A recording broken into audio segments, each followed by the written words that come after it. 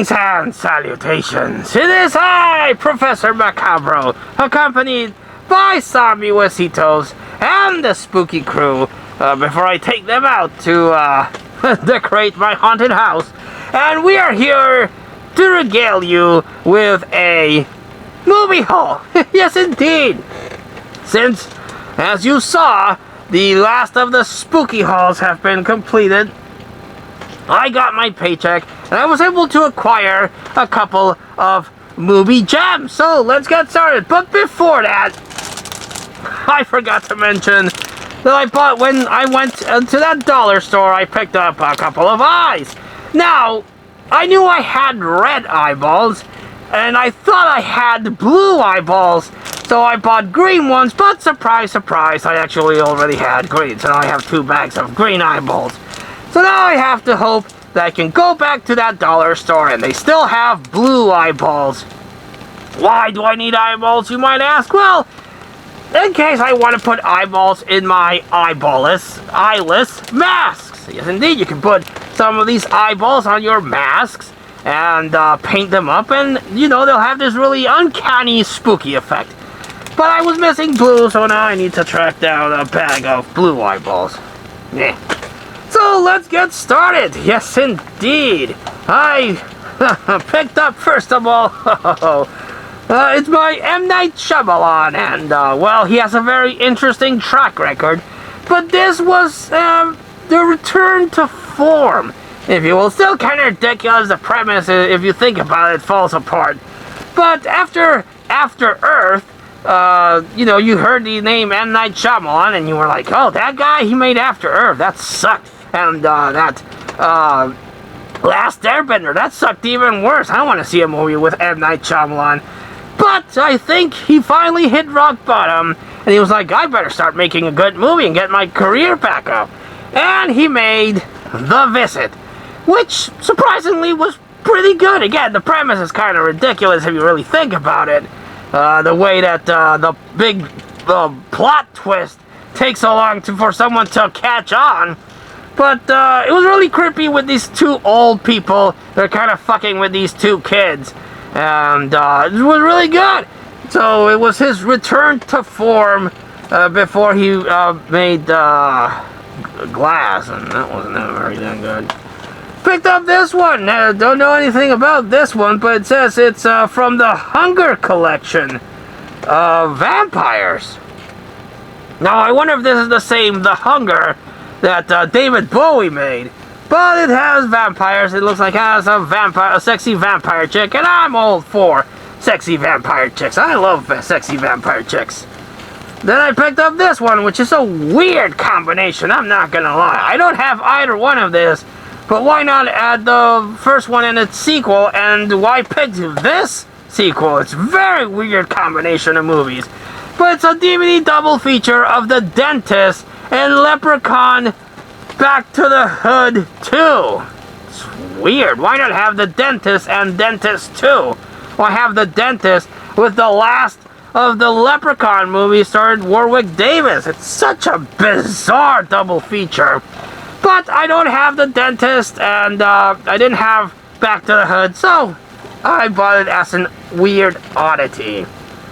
Then I picked up a couple of Bigfoot movies.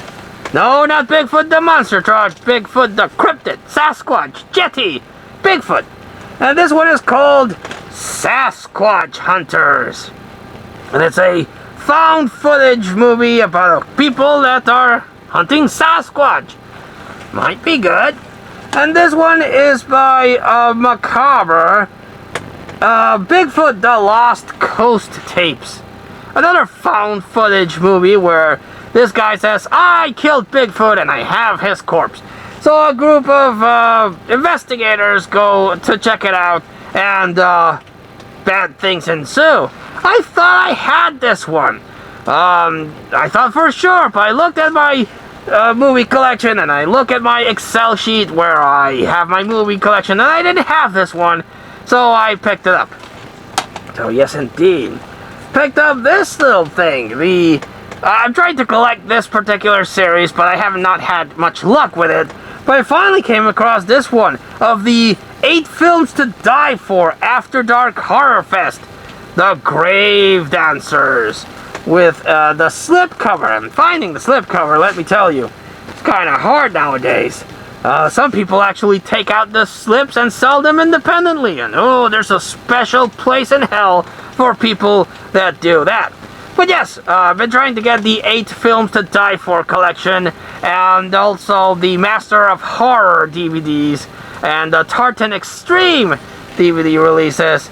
But there's a lot of these that I need to track down, but I finally picked up The Grave Dancers. Then I picked up Insidious Chapter 2. Now, I have a 4-movie collection that has all of the Insidious movies. But you know me, I like to own the individual DVD releases of the movies. So I have 1, I have 3, I needed 2, and I need 4. Which again, I've mentioned this before, the numbering to these things makes me mad because it goes 1 and 2, but then 3 and 4 are prequels to 1 and 2, but they're still called 3 and 4. So do you put them by release date and numbering order, or do you put 3, 4, 1, and 2? It's very frustrating to someone that has mental illness like I do. But now I'm missing Insidious Part 4 and Insidious No Number, The Red Door, which is a sequel to Insidious 2. So, oh boy, that's a mess, let me tell you. Picked up a single DVD release of Category 7, which is the disaster movie sequel to Category 6. But this one stars Randy Quaid, Shannon Doherty, and Gina Garson. So I picked that one up. Indeed. I have this as part of a bonus movie in a movie set. But again, I like collecting the individual DVD cases. Sorry, and now I have this one. Indeed. Picked up this little thing, starring Jenna Cannell, who you might remember as the chick that Art the Clown was stalking in Terrifier, who got killed. Spoiler alert, she got killed, and then Art was focusing on her sister Vicky.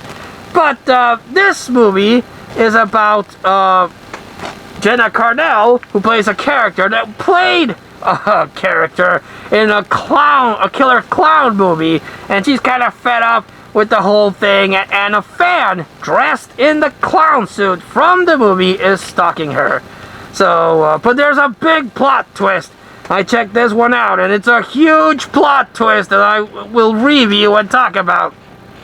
But it threw me for a loop, and I wasn't expecting what happened in this one. And the last one I am going to talk about, again, like my friend Pat of Half Cheetah Wolf View would say, the centerpiece of the haul. From the Asylum, and you know how much I love Asylum movies, Megalodon. This probably came out when the Meg was announced, because it's about this giant shark that is attacking a battleship, a Navy battleship. And this was a lot of fun. I saw this and this as soon as I got them, and let me tell you, this was a lot of fun. There's a couple of movies called Megalodon, one that came out in the 90s. The best one, Shark Attack 3 Megalodon, you know, the famous movie that has the really cool effects of the shark eating people, and the memorable quote that says, you know, I'm a little wired. What if we go back to your place and I eat your private part? That's a lot of fun. I like that one. But this one, it doesn't have a lot of the actual Megalodon in it. Again, I guess giant shark effects are expensive, but this was a lot of fun, and it's an Asylum movie. And you know how much I love collecting the Asylum.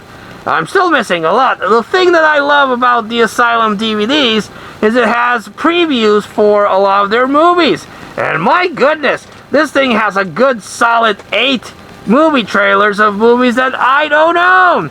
So, I need to, if I want to get a complete Asylum collection, I'm missing a whole bunch of them. But, When I remember to do this, I like to recommend the standout of the whole. So I'm going to go with the centerpiece and this one, Faceless After Dark. If you can find it, it's really trippy and it has one huge plot twist from the description that comes on the back end that I mentioned. I'm not going to spoil it until I do a review of this, but I definitely want to talk about this one and this one, so expect reviews of that soon. But until I see you all again next time, this has been Professor Macabro, that is Zombie Huesitos, and we wish you all, like always, a good evening.